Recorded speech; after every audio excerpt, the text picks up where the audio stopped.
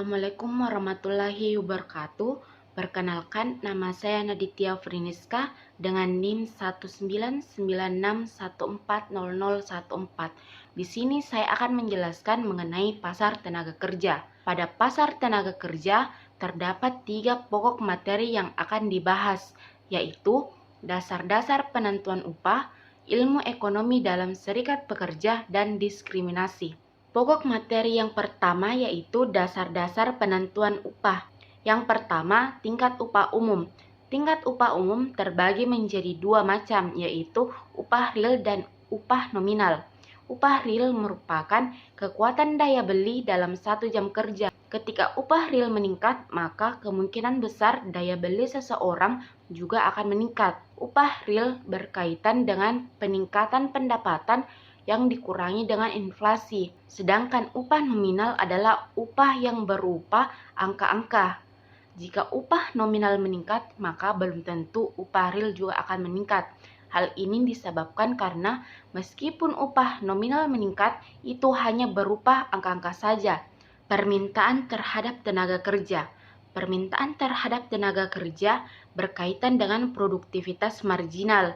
Produktivitas marginal adalah usaha seseorang untuk berkontribusi dalam usaha yang akan menimbulkan keuntungan. Semakin tinggi produktivitas seseorang, maka tingkat tenaga kerja akan menurun. Hal ini disebabkan karena adanya penambahan produktivitas marginal yang akan menunjukkan bahwa kualitas output yang dihasilkan semakin baik tanpa membutuhkan tenaga kerja yang lebih banyak. Terdapat 3 faktor yang menyebabkan produktivitas marginal akan meningkat. Di antaranya yaitu yang pertama, para pekerja memiliki barang modal. Jika sumber daya manusia atau pekerja memiliki barang modal, maka hal tersebut dapat meningkatkan tingkat produktivitas marginal. Yang kedua yaitu tingkat pendidikan. Sumber daya manusia yang memiliki tingkat pendidikan yang tinggi maka akan meningkatkan tingkat produktivitas marginal karena sumber daya manusia tersebut memiliki keterampilan yang lebih unggul. Yang ketiga, perbandingan internasional. Negara Amerika Serikat memiliki tingkat produktivitas yang tinggi. Penawaran terhadap tenaga kerja. Penawaran terhadap tenaga kerja berkaitan dengan 2 variabel. Variabel yang pertama yaitu penentu penawaran. Terdapat 3 faktor yang berhubungan dengan tenaga kerja dan upah yang dapat mempengaruhi penentu penawaran tenaga kerja. Di antaranya yaitu yang pertama, jam kerja. Upah memiliki hubungan yang positif dengan jam kerja. Jika upah naik, maka akan mendorong tenaga kerja juga naik, yang diiringi dengan jam kerja yang naik. Yang kedua, partisipasi angkatan kerja. Jika angka partisipasi angkatan kerja tinggi, maka suplai tenaga kerja juga akan tinggi. Yang ketiga, imigrasi. Kedatangan imigran dengan cost skill maka dapat mengubah upah modal menurun karena yang disebut dengan low skill. Variabel yang kedua yaitu perbedaan upah. Terdapat 4 faktor yang dapat mempengaruhi terjadinya perbedaan upah. Di antaranya itu yang pertama, perbedaan dalam pekerjaan. Perbedaan upah dalam pekerjaan disebabkan karena adanya resiko dari setiap pekerjaan masing-masing.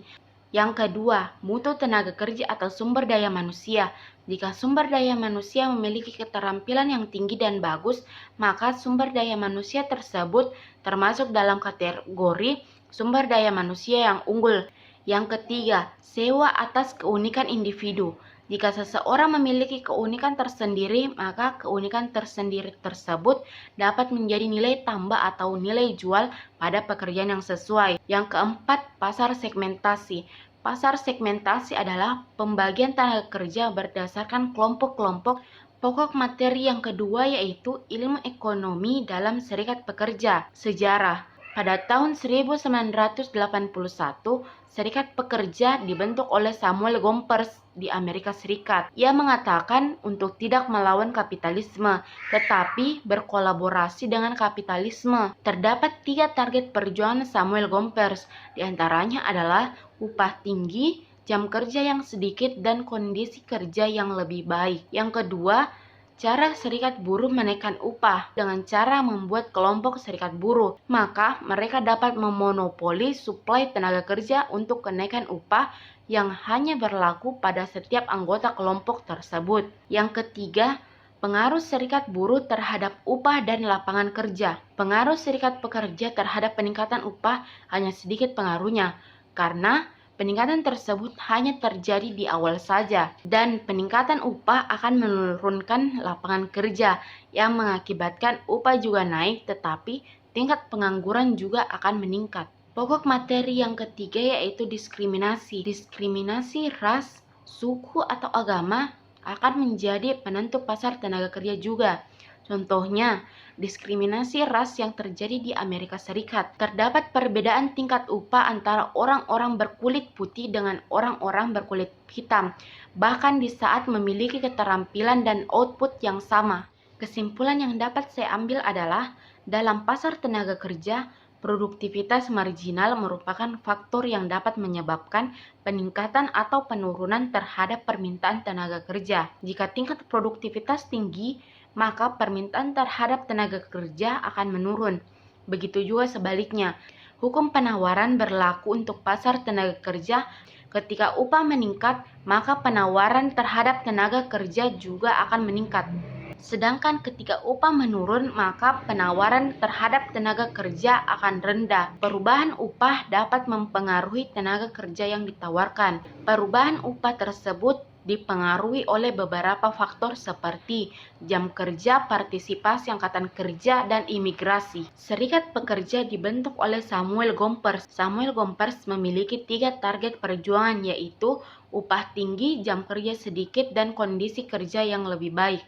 Serikat buruh dapat mempengaruhi upah dan lapangan kerja.